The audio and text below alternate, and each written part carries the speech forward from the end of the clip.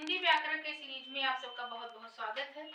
हम लोगों ने पिछले जो 7-8 वीडियो पढ़ चुका है उसमें वर्ण विचार पर विस्तृत चर्चा किए हैं। आप लोग जाके पिछला वीडियो देखिए, जिससे जो आगे का जो कंटेंट मिलेगा आप सबको, आगे की जो वीडियोज आएंगे वो उन सारी चीज़ों को आप लोग अच्छे से समझ पाएंगे। वर्ण पे जब हम चर्चा किए तो वर्ण को अलग अलग तरीके से किस प्रकार उच्चारित किया जाता है, कैसे बोला जाता है, इन सारी चीज़ों से अच्छे से परिचित हो चुके हैं। अब हम उसी क्रम में बढ़ते हुए वर्णों को जोड़ने का नियम जानेंगे, और ये नियम हमें सिखाता है कौन?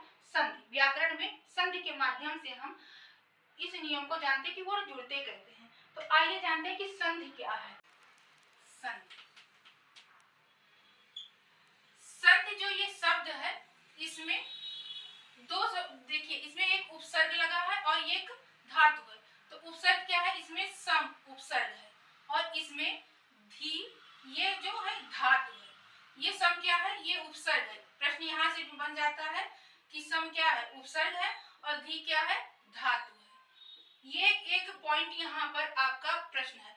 ये सारी चीजें आप ध्यान से सुनिएगा कि इस संधि के बारे में यहीं से ही आपके जो प्रतियोगी परीक्षा है उसमें प्रश्न बनना शुरू हो जाता है। सम और धी के योग से संधि बना है, जिसमें सम जो है उपसर्ग है और धी धातु है।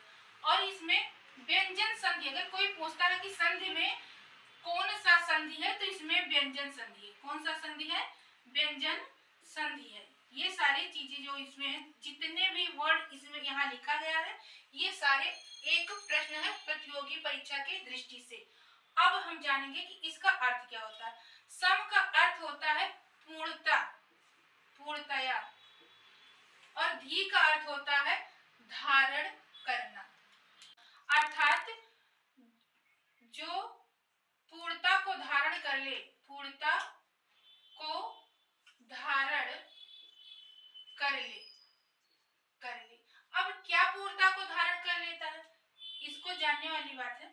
जैसे अगर हम इतिहास में जाते हैं तो वहां भी एक जैसे हम कहते हैं कि यहाँ का संधि, वहां का संधि, इतिहास में भी पढ़ते हैं। संधि वहां भी पढ़ा जाता है कि दो राजाओं के मध्य में संधि हुआ, दो राज्यों के बीच में संधि हुआ। तो वहां तो राज्यों संधि होता है, जो वो राज्यों के माध्यम से संधि होता है, एक राज्य से दूसरे राज्य से, एक राजा से दूसरे राजा से। तो जब वहां जो संधि होता है, वहां पे वह संधि जो है वो एक तरह से भौगोलिक संधि होती है, सामाजिक संधि होती है, जो ऐतिहासिक संधि होती है। लेकिन यहाँ पे जो संधि होती है वहां वो वर्णों में होगी। यहाँ पे जो संधि होगी वो वर्णों में होगी। देखिए, अभी जो चीजें हम बता रहे हैं, आप लोग ध्यान से सुनेंगे तो संधि के बारे में इस प्रकार से समझ जाएंगे कि आगे आपको उसको समझने में बिल्कुल भी तकलीफ नहीं होगी, क्योंकि संधि एक ऐसा चैप्टर है जहाँ पर बच्चों को समझने में बहुत दिक्कत होती है। तो बहुत ध्यान से और बहुत इत्मीनान से एक एक चीज को आप अपने मन में बैठाते जाइएगा कि संधि किस प्रकार से जुड़ रहा है। तो संधि का अर्थ क्या हो, कैसे बना है संधि? सम और धी के योग से बना है। ये जो धी है ये धातु है, और सम जो है ये उपसर्ग है, और ये जो सम है इसमें व्यंजन संधि है। और इस सम का अर्थ होता है पूर्णतया, और धी का अर्थ होता है धारण करना। एक सम और मिलता है, ये सम। इस सम का अर्थ होता है बराबर। क्या होता है? बराबर। और इस सम का अर्थ होता है पूर्णतया। अर्थात जब इसका जो अर्थ बनेगा कि जब दो वर्ण आपस में मिलकर नया रूप धारण कर लेते हैं तो वह संधि वर्णों की संधि होती है। वह वर्णों की संधि होती है, वर्णों की संधि होती है। ये सिर्फ अर्थ बता रहे हैं। देखिए, जब अर्थ आप समझ जाएंगे आगे समझने में आपको कोई भी दिक्कत नहीं होगी। इसमें क्या कहा गया है कि जब दो वर्ण आपस में मिलकर एक नया रूप धारण कर लेते, अर्थात नया अर्थ देने लगते हैं, उसे तो वह वर्णों की संधि होती है।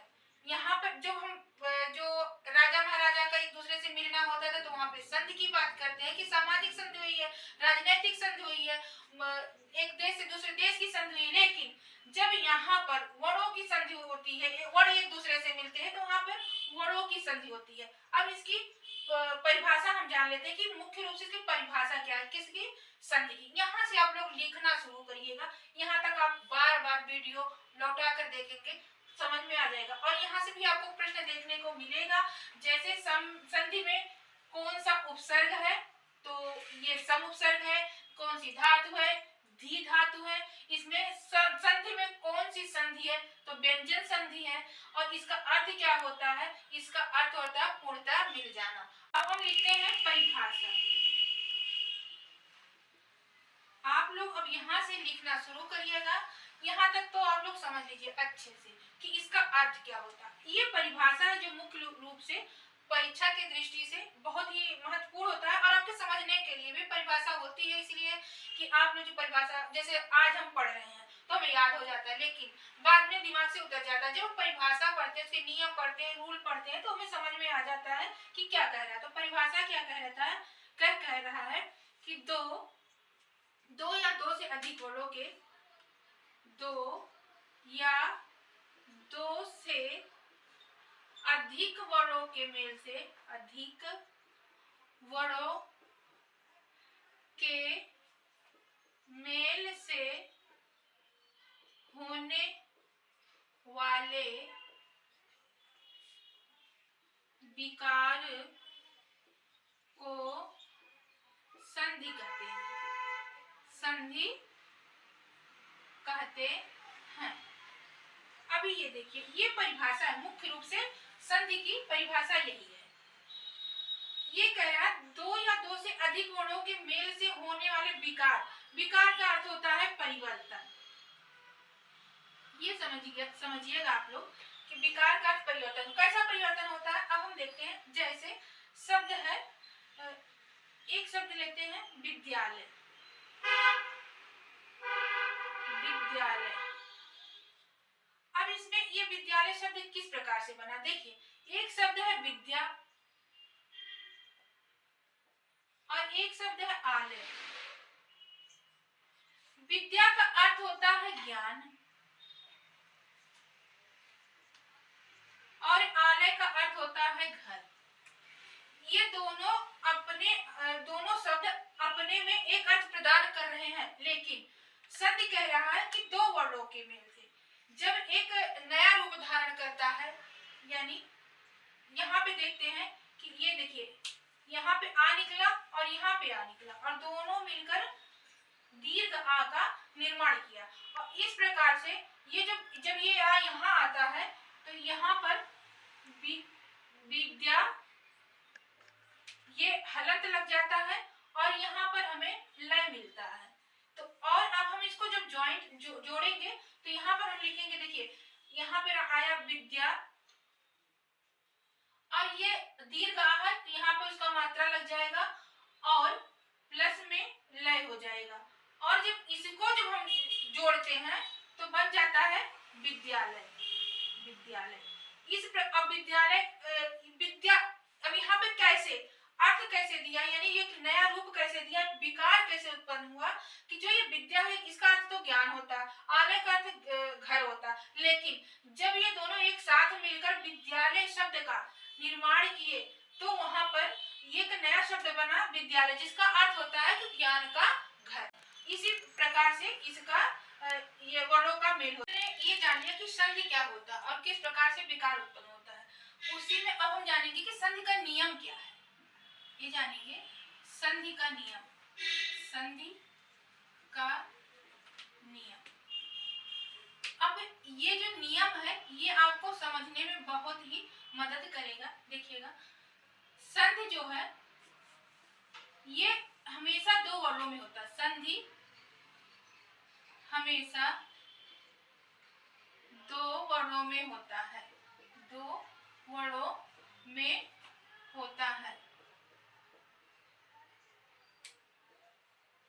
संधि जो है वो हमेशा दो वर्णों में होती है, और जब दो वर्ण मिलते हैं, इसके आगे लिखिएगा, जब दो वर्ण मिलते हैं तो एक नया वर्ण का निर्माण करते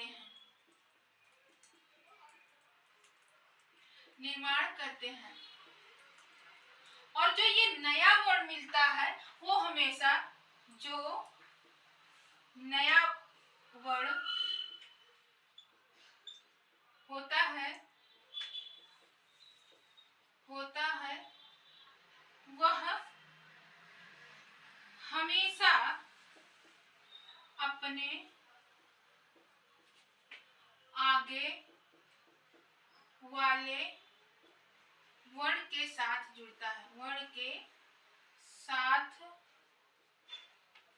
जुड़ता है अब देखिए कैसे जुड़ता है। ये क्या कर रहा है, संधि हमेशा दो वर्णों में होती है। जब दो वर्ण मिलते हैं तो एक नया वर्ण का निर्माण करते हैं। जो नया वर्ण होता है वह हमेशा अपने आगे वाले वर्ण के साथ ही जुड़ता है। अब किस प्रकार से जुड़ता है, जैसे हमने कहा कि शिवालय, ये जैसे शिवालय यह शब्द है, तो इसको हम तोड़ेंगे तो क्या बनेगा, शिव प्लस आलय। अब ये किस प्रकार जुड़ा, देखिए इसमें से आ हम निकालते हैं, जब विच्छेद करते हैं तो आ को निकालते हैं और यहाँ पे ये आ, यहाँ बड़ा दीर्घ आ गया और नियम कहता है जब दोनों मिलेंगे तो क्या बनेगा, आ बन जाएगा। और इसके बनने पर ये जुड़ेगा कहाँ, क्या यह यहाँ जुड़ेगा, क्या यहाँ जुड़ेगा, प्रश्न बनता है। तो ये नियम यही बताता है कि जब यहाँ शिव आ गया है और शिव में हलंत लगेगा क्योंकि यहाँ पर इसका हरस आ निकल आया हुआ है और इस शिव में जुड़ेगा या यहाँ लय में जुड़ेगा, यहाँ लय बचा हुआ है। तो ये नियम यही नियम बताता है कि नहीं, ये कभी पीछे वाले वर्ण में अपने नहीं जुड़ता है, हमेशा आगे वाले वर्ण में ही जुड़ता है। तो ये जो है शिव के साथ जुड़ेगा, तो शिवा हो गया और प्लस में लय हो गया, तो क्या बन गया शब्द, शिवालय बन गया, शिवालय। इस प्रकार से ये इस संधि बनने का नियम है। इसको आप लोग अच्छे से समझिएगा। जितने भी वर्ण है, जितने भी शब्द है, इसी रूल के तहत बनते हैं। जानते हैं कि विच्छेद क्या है। विच्छेद जैसे संधि विच्छेद, ये पहली बात तो संधि का विलोम है, ये संधि शब्द का विलोम है। संधि का विलोम क्या है, विच्छेद। ये विलोम है भाई, ये विलोम। ये भी एक प्रश्न है कि संधि का विलोम विच्छेद होता है। अब विच्छेद क्या है, संधि किए हुए शब्दों को संधि किए हुए शब्दों को जब अलग अलग करके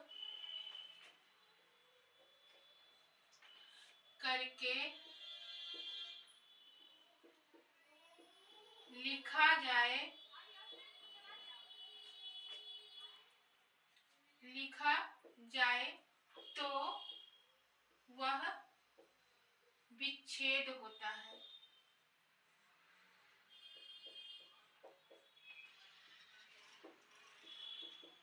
ये क्या कह रहा है कि संधि किए हुए शब्द को जब अलग अलग करके लिखा जाए तो वो विच्छेद होता है। जैसे अभी हम लोगों ने पढ़ा, एक शब्द है, मान लीजिए कि जगन्नाथ,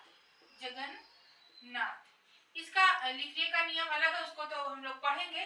लेकिन अब ये आ जाता है प्रश्न में कि इसका विच्छेद करिए, तो वही किस प्रकार से होगा, तो इसका विच्छेद जो हम करेंगे तो जगत प्लस नाथ, यही विच्छेद है। इस प्रश्न का उत्तर आपको यही मिल जाएगा कि इसका जगन्नाथ का विच्छेद करिए तो जगत प्लस नाथ, जहाँ पे आपको इस प्रकार से उत्तर मिल, जगत में यहाँ हलंत लगा होगा, तो ये जगत का अर्थ होता है संसार और नाथ का अर्थ होता है स्वामी, तो पूरे का अर्थ हो जाएगा कि ये संसार का स्वामी, उसी को जगन्नाथ कहते हैं, तो इसको विच्छेद कहते हैं। संधि पढ़ते हैं तो हमें विच्छेद पढ़ना होता है, हमको संधि के साथ साथ संयोग पढ़ना होता है, समास को भी जानना होता है। इन सारे तथ्यों को जब अच्छे से समझ लेते हैं, जान लेते हैं, तो फिर हमें आगे संधि को समझने में कोई दिक्कत नहीं होती है। तो आइए जानते हैं एक संयोग शब्द आता है कि संयोग क्या है। संयोग ये क्या है? जब दो वर्ण आपस में मिलते हैं और मिलते तो हैं लेकिन कोई परिवर्तन नहीं होता। मिलते हैं लेकिन शब्दों में कोई परिवर्तन नहीं होता। शब्दों में कोई परिवर्तन नहीं होता। वहां सिर्फ संयोग होता है। वहां तो वहां संयोग होता है। जैसे जैसे शब्द है, एक शब्द है कृष्ण और एक शब्द है अर्जुन। देखिए दो शब्द हैं और लेकिन जब हम इसको साथ में लिखना चाहेंगे, इसको संयुक्त करेंगे, किस प्रकार से लिखते हैं? कृष्ण अर्जुन। कोई अंतर नहीं है, चाहे वो विच्छेद के रूप में लिखा हो चाहे एक साथ लिखा हो, यहाँ सिर्फ संयोग होता है। प्रश्न बन जाए कि कृष्ण अर्जुन में कौन सी संधि है, तो यहाँ पे कोई संधि नहीं है, यहाँ पर सिर्फ यहाँ पर संयोग हुआ है। एक शब्द है, ये उपसर्ग है सुपुत्र। सु एक अलग उपसर्ग है और पुत्र एक अलग शब्द है। इसको हम जब संयोग मिलाते हैं, एक साथ लिखते हैं, तो लिखते हैं सुपुत्र। यहाँ कोई परिवर्तन नहीं हुआ है। तो यहाँ पे क्या हुआ है? क्या संधि हुआ? नहीं, यहाँ पर सिर्फ संयोग हुआ है। एक शब्द है राम, सीताराम बोलते हैं हम लोग शुद्ध रूप में इसको, सीता, और एक है राम, और ये दोनों अलग अलग शब्द हैं, लेकिन जब हम लिखते हैं तो सीताराम लिख देते हैं। सीताराम एक शब्द बन गया सीताराम, लेकिन कोई परिवर्तन नहीं हुआ। तो ये सारी जगह पे क्या हुआ है? संयोग हुआ, यहाँ कोई संधि नहीं हुई है। ऐसे भी कई सारे शब्द मिल जाएंगे, राधा कृष्ण हुआ, ऐसे कई शब्द मिल जाएंगे आपको जो सिर्फ संयोग होता है और प्रश्न भी वहां से बनता है। तो ये ध्यान देने का ये योग्य बात है कि आप यहाँ पे ध्यान देंगे कि कौन सी संधि है कि संयोग है।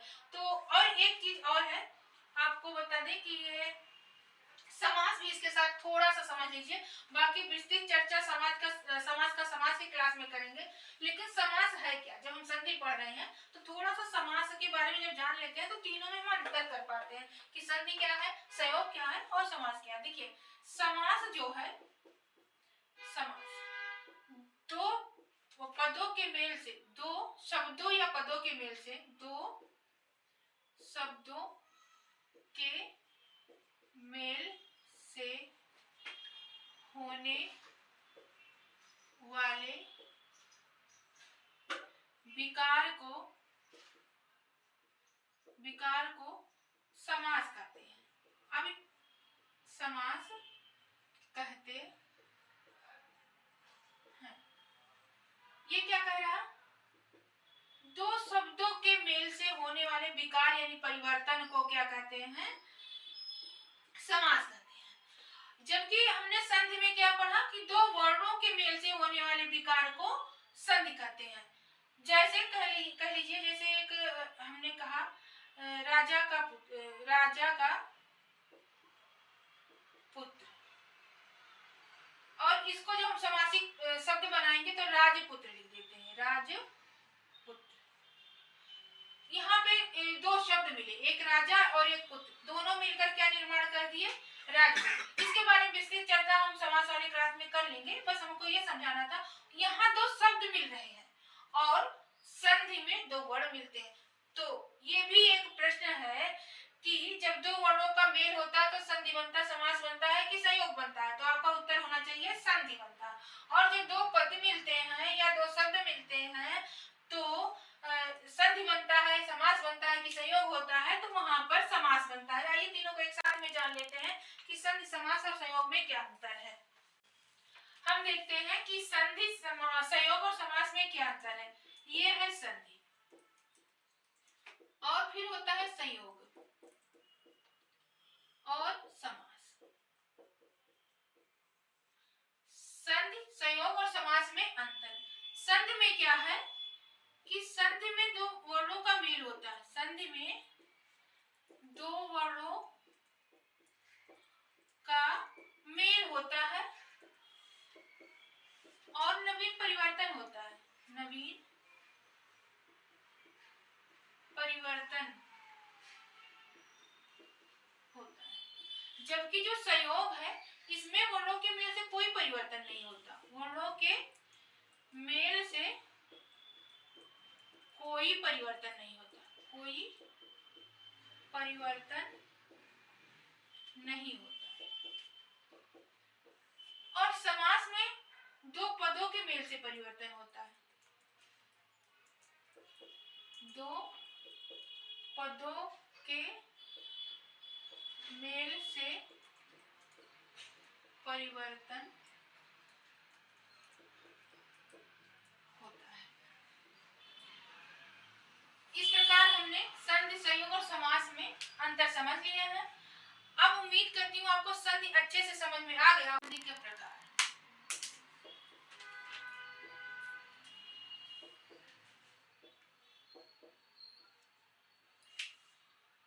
संधि तीन प्रकार की होती है। व्याकरण में संधि जो है वो तीन प्रकार की होती है। संधि तीन प्रकार के होते हैं, प्रकार के होते हैं। अच्छा, क्यों तीन प्रकार के होते हैं, इसके भी एक कारण है। जब हम वर्ड पढ़ रहे थे तो उसमें भी हमें वर्ड भी तो तीन प्रकार के मिले थे। जैसे एक मिला था हमको स्वर मिला था, और क्या मिला था, व्यंजन मिला था, और इसी में हमने पढ़ा था अयोग पढ़े थे, विसर्ग पढ़े थे। तो इन्हीं को लेकर व्याकरणाचार्यों ने संधि को तीन रूपों में, इन्हीं वर्णों का तो मेल कराएंगे, और जब मेल कराएंगे तो उन्हीं के कारण इनको तीन रूपों में मेल कराए, और इसीलिए संधि के तीन प्रकार भी हुए। कौन कौन से हुए? पहला हुआ स्वर संधि, और दूसरा क्या है, व्यंजन संधि। दूसरा व्यंजन संधि,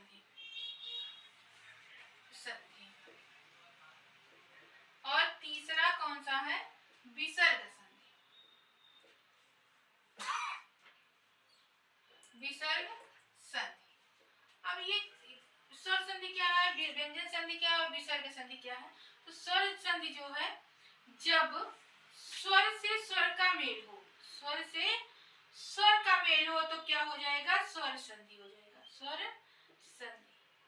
और जहां पर व्यंजन वर्ण के बाद, व्यंजन वर्ण के बाद व्यंजन आए, या कहें स्वर आए, कोई भी आए, आगे व्यंजन है उसके बाद व्यंजन आए या स्वर आए, तो वहां पर क्या हो जाएगा, व्यंजन संधि। और जब विसर्ग के बाद, विसर्ग के बाद यानी विसर्ग के बाद व्यंजन आए या स्वर आए, तो क्या हो जाएगा, विसर्ग संधि हो जाएगा, विसर्ग संधि हो जाएगा। इस प्रकार हमने क्या देखा, संधि के कितने प्रकार हैं, तीन प्रकार हैं। कौन कौन सा? नंबर 1 स्वर संधि, नंबर 2 व्यंजन संधि, और नंबर 3 विसर्ग संधि। स्वर संधि क्या होगा, जब स्वर के साथ स्वर का मेल हो तो वहां पे स्वर संधि होगा, और जब व्यंजन के साथ व्यंजन का मेल हो या स्वर का मेल हो तो भी व्यंजन संधि होगा, और जब विसर्ग के साथ ही व्यंजन आए या स्वर आए तो वहां पर विसर्ग संधि होगा। कैसे, अब इसको भी जान लेते हैं उदाहरण के माध्यम से। जैसे हमने कहा अच्छ प्लस अंश, यहाँ देखिए अच्छ के नीचे क्या है, आ है, और यहाँ क्या है, आ, दोनों मिलकर आ, यानी स्वर का ही निर्माण किए। तो यहाँ पर कौन, तो शब्द क्या बना दिया, अच्छांश। इस अच्छांश शब्द में कौन सी संधि है, स्वर संधि है। व्यंजन में हो गया, व्यंजन शब्द है उत धन लास। यहाँ पर ये जो ता हलत लगा हुआ ये क्या है, व्यंजन है, और इसमें लास, तो शब्द क्या बन जाएगा, उल्लास। और किस प्रकार से बना, इसको हम नियम के तहत जानेंगे कि उल्लास शब्द किस प्रकार से बना। विसर्ग में है नि धन रोग, यानी हम विसर्ग है और रोग एक शब्द है। कौन सा शब्द बन गया, निरोग। ये किस प्रकार से बना, इसे भी हम विसर्ग के नियम के तहत जानेंगे। विसर्ग संधि में और व्यंजन संधि में नियम के तहत यानी रूल के अनुसार ही शब्दों का जो निर्माण होता है, जबकि स्वर संधि जो है इसमें जो नियम होते हैं ये स्वर संधि के नियम सारे होते हैं। तो ये स्वर संधि जो है ये 5 प्रकार के होते हैं। कौन कौन से, जैसे ये पहला कहते हैं दीर्घ, जान लेते हैं स्वर संधि के प्रकार। यहाँ देख लेते हैं स्वर संधि का प्रकार। स्वर संधि का, अब जानते हैं हम स्वर संधि का प्रकार। स्वर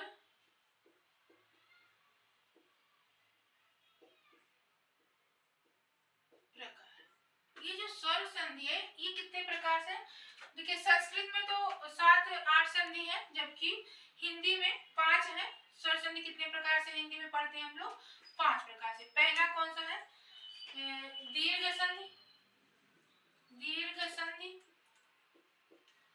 दूसरा है गुण संधि,